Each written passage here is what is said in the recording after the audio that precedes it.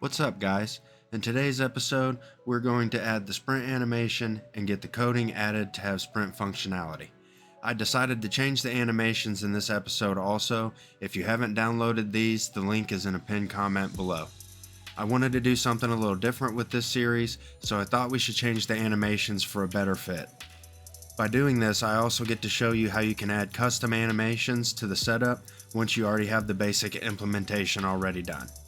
I still recommend to use an animation pack from the marketplace, as these are simply prototype animation samples and are not intended for final project use. If you could do me a favor and click the like and subscribe and give me your feedback down in the comments, I'd really appreciate it. Without further ado, let's get into it. First, let's open up the blend space we made in the last episode. We're going to go ahead and get the animation swapped out and set up the sprint animation while we're doing that. So let's go ahead and get that opened up. So blend space. So let's go ahead and go down here to our vertical axis forward input. We're going to go ahead and change this to 3 so we can add our sprint in. And then we're going to go ahead and get rid of these. All you need to do is click on them, hit delete. Delete every one of these. If you have not, go ahead and pause and go ahead and get those animations uploaded. Should just be as simple as dragging them in and hit import all. Select the UE4 skeleton. Give you a second to do that. Once you get those set up, those imported in, get those deleted out of there. We're going to go back to our animations. All I did was just made a new folder called new anims and just put them in that folder. But we're going to get our old Mixamo stuff. We're just going to delete these. Says it's being used by the blend space. It's alright. We're going to force delete it anyway. Alright. So now we're back to our bare blend space. Let's go ahead and save that. Let's reopen that. Just make sure that I cleared those out. All right.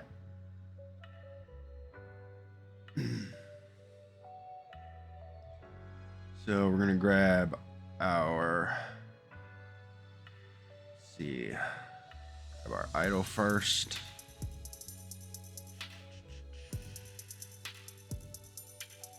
Backwards left, backwards right, run forward. We're just going to put that at 2, where we want to put that at. Forward left, we want to still put that at 2. Forward right, we want to put that at 2. Run left, we'll still go out. Run right. Let's see here.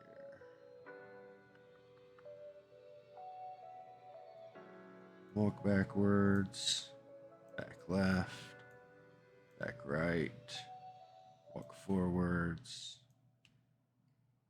forwards left, forwards right, walk left, walk right. So we're going to end up with the same thing. Got our diamond, square, big diamond, a big square.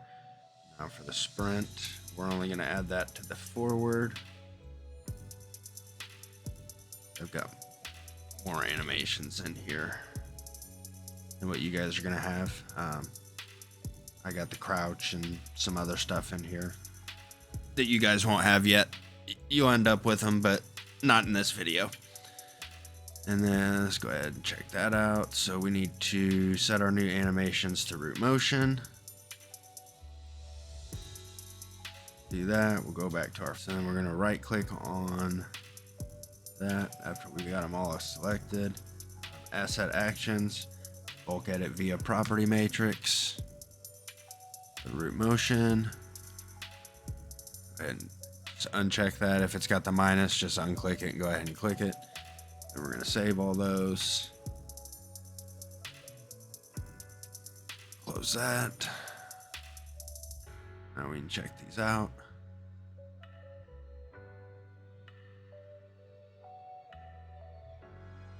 As you can see, it's not strafe left and right. He actually turns with these animations. I do plan on adding in the actual idle turn for that to make that smoother. That's going to be in a later episode. So we will get that fixed at some point.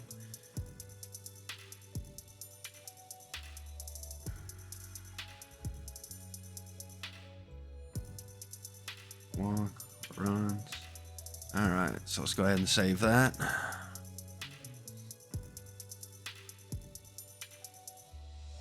So now that that's all set up, let's go ahead and do our input mapping. So we're going to go ahead and go to input, actions. I've already got this created from when I was doing some testing and stuff, just make sure everything was working the way it needed to.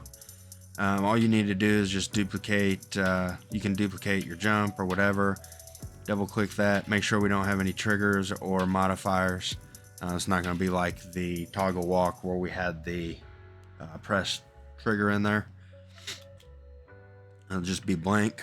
So once you get that set up, then we're going to go to our input. Just delete this. Add the mapping. We're going to select our IA sprint. Click our keyboard. Choose left shift for that. Go ahead and save that. Then let's open up our third person character blueprint. We're going to clean this up real quick. Doing some testing, found out we don't need this. We don't need this. So we can take this over, this over. That way we've got our forward.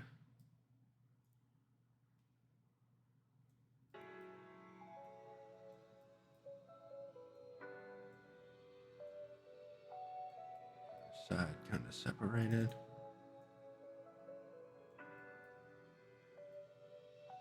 There we go. Just clean that up a little bit. Over. All right, so let's go ahead and set up our sprint input action. So we'll just go ahead and move. We'll go right under the toggle walk. So right click, type in IA underscore. Find your sprint.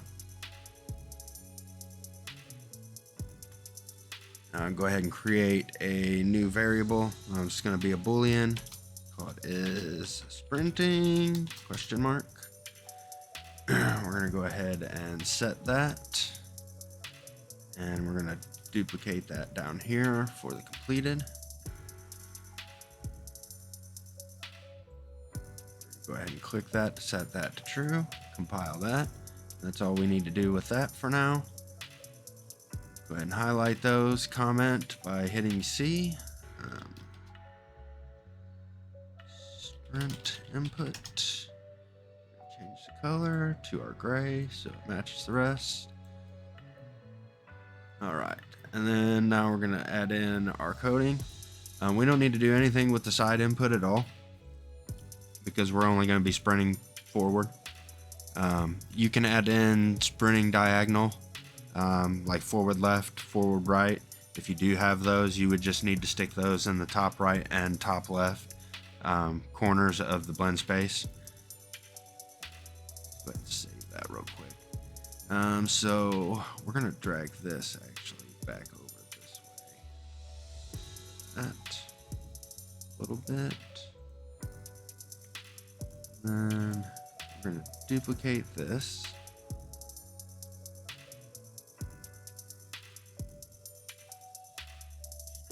Out. And we're going to add a branch here. So be on your keyboard and click. Set that. We're going to go ahead and change this to 3 since we changed our. That's weird. I don't know why that's doing that. Since we changed our blend space speed for our sprint is 3, we're going to go ahead and connect that there.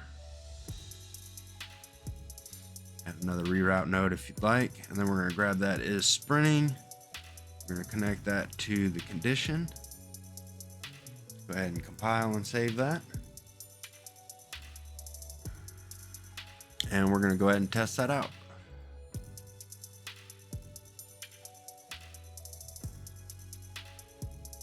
All right, we are sprinting. As you can see though, if we haven't toggled in to run, then we can't sprint. So we're going to fix that real quick.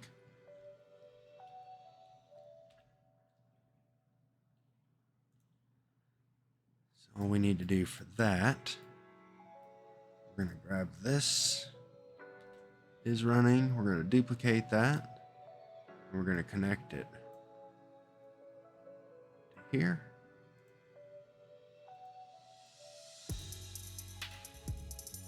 Now you should be able to sprint straight out of walk, and then that's going to put us in the run when we stop sprinting. Instead of going back into walking, we go automatically back into running. So now that that is fixed, let's go ahead and fix this camera so that we can actually move our character and see what's going on and stuff. So what we're going to do, let's go ahead and come up towards the top here where our event begin play, our camera input is. We're going to add a event tick here. And I'm going to go ahead and promote this delta seconds to a variable. You don't necessarily need to do this now. I always do it right off the bat of using the event tick because I'm going to be using delta seconds variable for quite a few things as we go through this series. So it's best to just go ahead and set that to a variable so that we can then use that variable down the line if we have, code down here that's going to have to be connected to this event tick. Instead of having 20 green strings coming from our delta seconds here, we can just connect our variable straight to whatever we need that delta seconds connected to. Just makes it a little bit cleaner.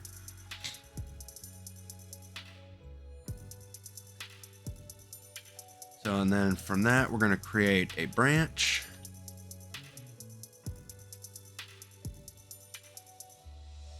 Okay, and then from the true,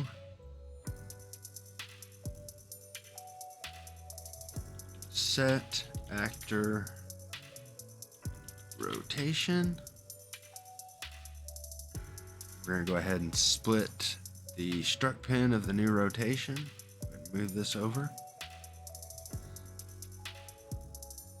We're going to get actor rotation. Get control. Hope if I can type.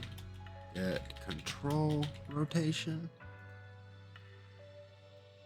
And then we're going to drag off here. Get an R interp2. We're going to connect the get control rotation to the target and the get actor rotation to the current. See, since we've already got this variable set, I'm going to grab the delta seconds and I'm just going to stick that right there, right underneath. And then we're going to split the struct on the return value of the RInterp2, and we're going to connect our Z to our Z of our set actor rotation. Then we're going to get our side input and our forward input. Kind of split these. Then we're going to get a not equal. Let's go ahead and duplicate that. Connect your forward input to that. And then we're going to come off of the not equal and get a OR boolean. Plug both of those together. And we're going to connect that to the condition. Alright, so, and then we need to make sure on our character movement, let's go ahead and believe we enabled this last time. We got to make sure that use controller desired rotation is ticked, orient rotation to movement is ticked. Also, make sure on your camera boom that your use pawn control rotation is also ticked. So we're going to compile and save that. play. Now, once we move,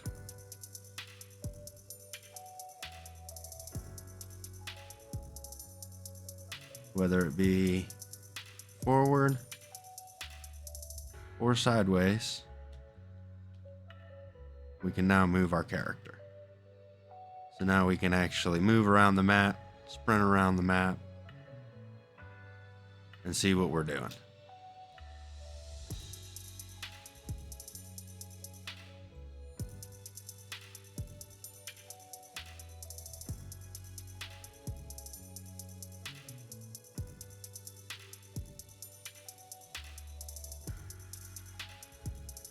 So basically, I'll go ahead and explain this.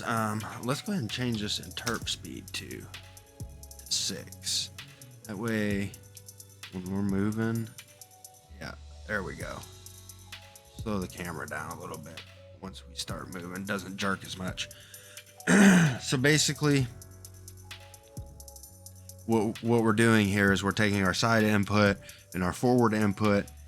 If it is not equal to 0, so if we're not in idle, so if either one, if we move left or right, or we move forward or backwards, then it's going to set the branch to true, and it's going to get our actor rotation and our control rotation, and it's going to set them to the actor rotation. So it sets everything to the actor rotation so that the actor, which is the character, will control the rotation.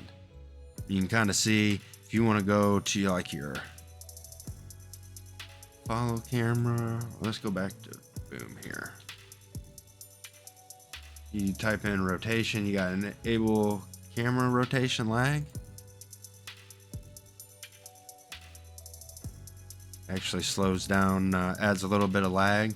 Will actually make it a little bit smoother for you. I mean, you can play with that value. You can do like, here, I'll show you what this does. So like a 1.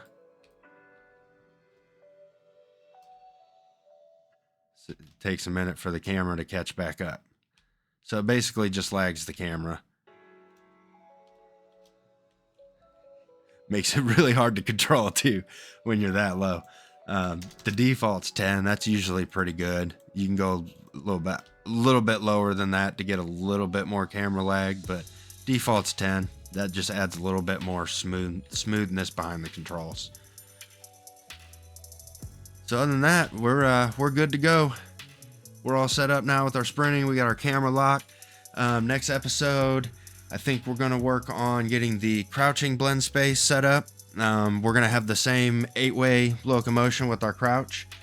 So we'll set up the blend space for that. We'll go ahead and set up our state machines and do our state machine caches so that we can get all that set up to be able to start adding more into it.